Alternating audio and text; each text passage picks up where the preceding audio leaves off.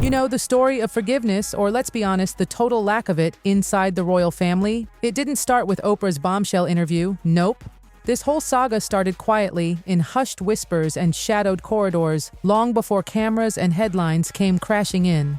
It all traces back to one relationship that quietly, but surely, reshaped the monarchy's future. When Prince Harry first introduced Meghan Markle to Queen Elizabeth, the Queen saw something that hadn't crossed her path in decades. It wasn't just charm, it wasn't just Hollywood glam, it was something sharper, fiercer, a determination wrapped in a glimmering Hollywood polish. And let's be real, it unsettled her.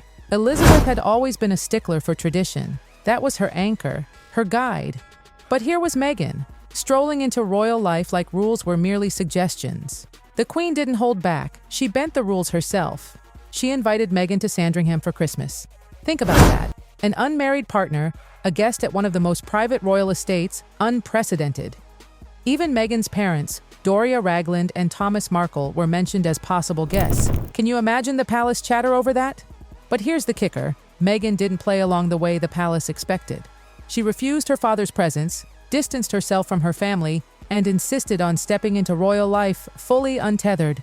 To the Queen, it wasn't just unusual, it felt deliberate, calculated. Meghan made it clear, she wanted no past scrutinized, no history attached, only the sparkling image of an outsider claiming her place in the crown's world. And that image, that was the foundation of the royal wedding. Behind the smiles, the lavish gowns, the grandeur, insiders whispered the wedding had stopped being about Harry and Meghan long before the vows. It had become about optics. The guest list?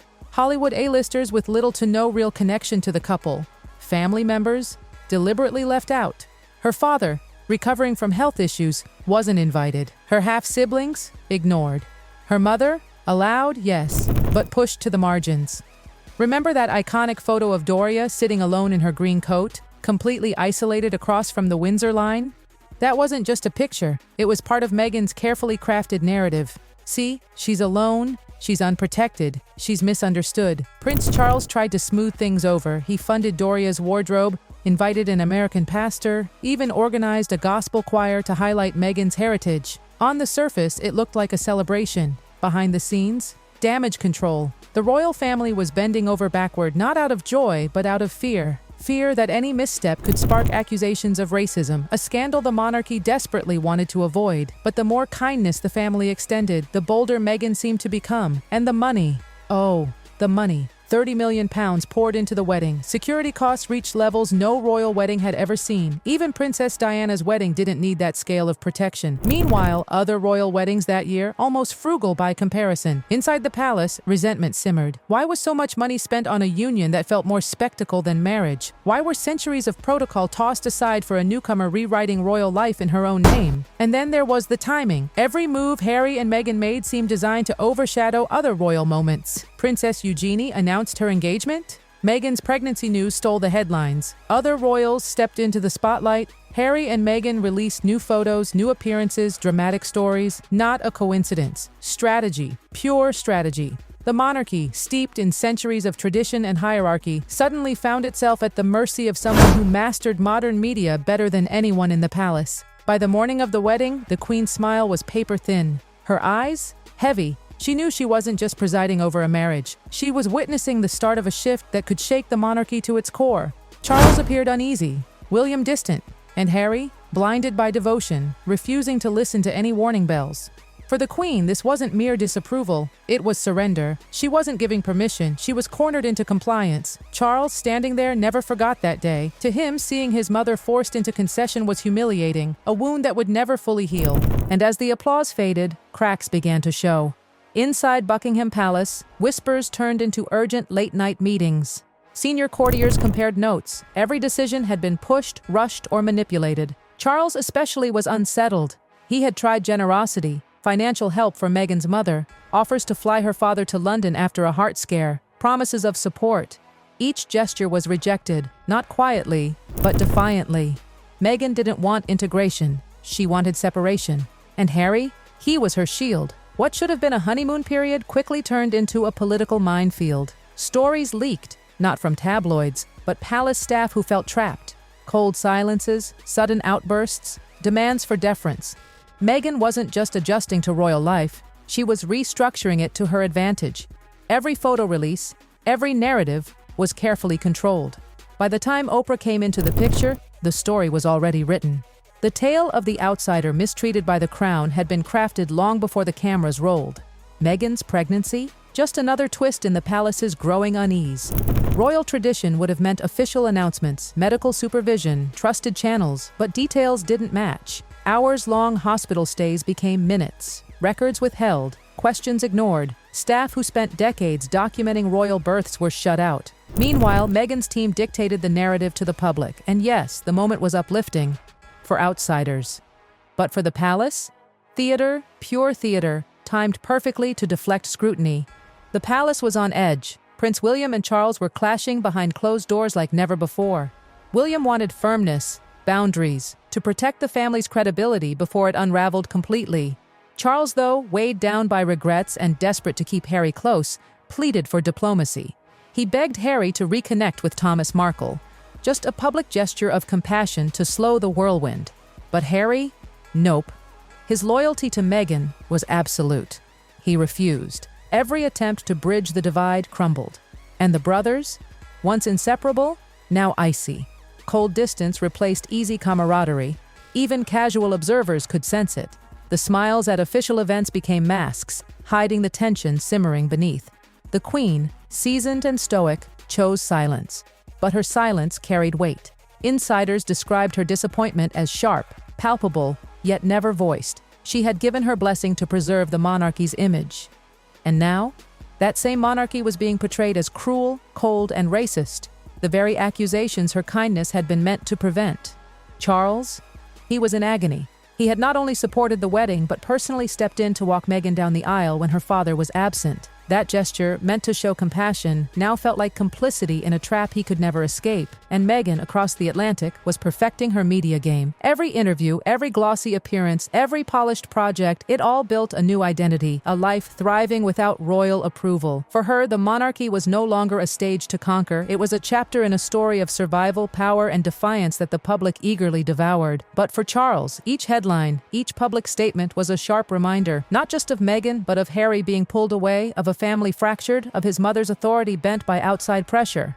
The Queen's kindness, inviting Meghan into Sandringham, granting unprecedented privileges, pouring millions into the wedding, was later reframed as cruelty and exclusion.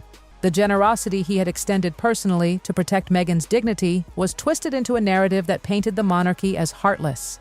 As years passed, the damage solidified. Harry's relationship with William hardened into distance, every attempt at reconciliation collapsing under suspicion and hurt. William chose duty over sentiment. Charles, meanwhile, retreated inward, quietly building safeguards for the monarchy. Lawyers drafted reforms to prevent exploitation of titles and succession. Courtiers were ordered to tighten control over family records, ceremonies, and communications. The palace that once prided itself on tradition had become obsessed with defense. Never again would they be caught off guard by a rogue narrative. Meghan, meanwhile, had created a brand that thrived without the crown, glossy and untouchable. For her, the monarchy was a backdrop to reference, a story of survival and defiance. But for Charles, each headline was a reminder of betrayal, of family lost, of his mother cornered into giving approval. The Queen's passing shifted the spotlight but did nothing to heal the fractures. At her funeral, Harry's distance from William was impossible to ignore. It wasn't grief alone separating them, it was years of mistrust, born from that one choice, that approval given under duress. Charles ascended the throne carrying more than a crown. He carried a wound that never healed. Every whisper, every insider account, every palace staff story reminded him that Meghan Markle wasn't just a daughter-in-law. She was the symbol of a humiliation the monarchy could never fully erase. Every interaction, every photograph, every announcement since then has carried weight.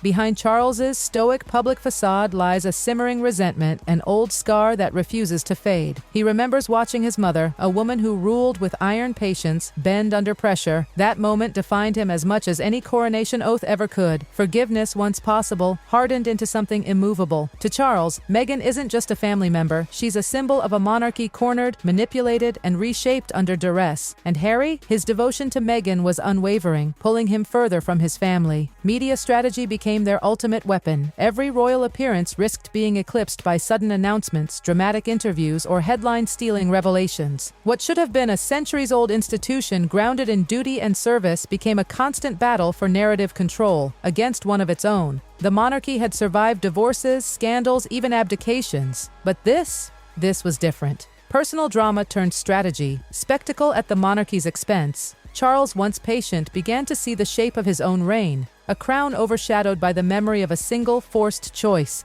a memory of his mother cornered into saying yes, a humiliation never forgotten. The shotgun wedding, some aides whisper in private, wasn't about romance.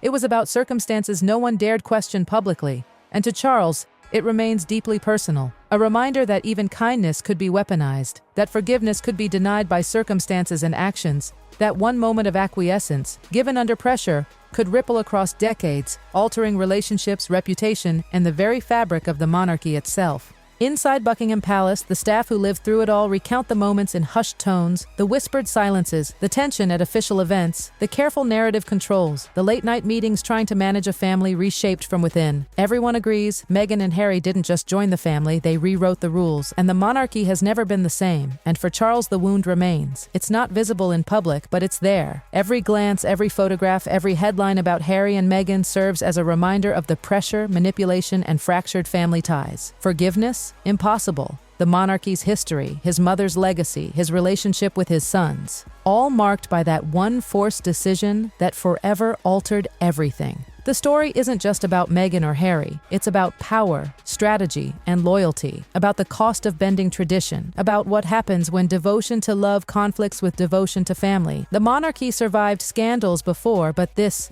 cut deeper. And for King Charles, it's a wound carried quietly, a lesson in caution, a scar that will never fully heal. In the end, Meghan's rise, Harry's devotion, and Charles's hardened stance created a dynamic that reshaped the royal family forever. Every move, every headline, every carefully curated public appearance tells a story of love, betrayal, power, and survival. And for the palace, every day is a reminder that the world outside isn't the only stage. It's the battlefield of narratives, and one family learned the hard way how dangerous that battlefield can be. Forgiveness may exist for some, but for Charles, it's gone, replaced by caution, strategy, and a quiet, simmering memory of a day when the monarchy bowed, not in celebration, but under pressure with the world watching. And that, my friends, is the story of the shotgun wedding that changed everything and the wound that still lingers, shaping the reign of King Charles to this very day. Charles.